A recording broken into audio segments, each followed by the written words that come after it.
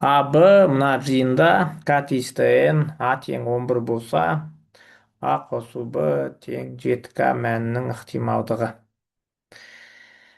А тең 11, А тең 11 қосу Б тең 7К деген 7-ге бөлінетін сан болу керек.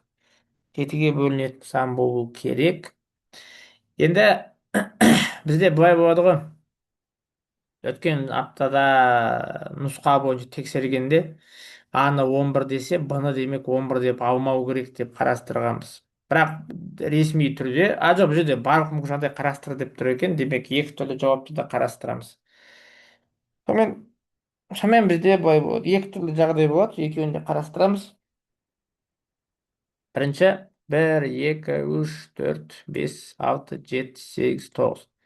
9 түрлі жағдай бар, соның қаншауы бізге сәйкес келеді. Мысалы, 11-дің өзі келмейді. 11-ге 11-ді қоссақ 22 болады. Енді осы жерде бірден бүйтіп ойлану керек. 22-ден үлкен, ең кіші 7-ге бөлінетін сан. Ол бізде 28 болады.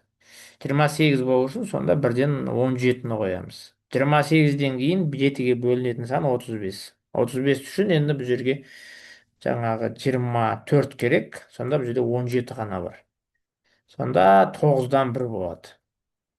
Бұл 11-ді санасақ.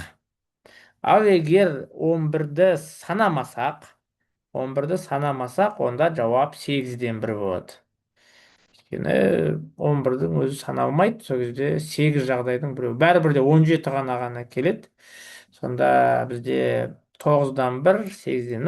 Өткенде ұбт-да осы 8-ден 1 болатын жағдай қарастырылып тұрды. Солай.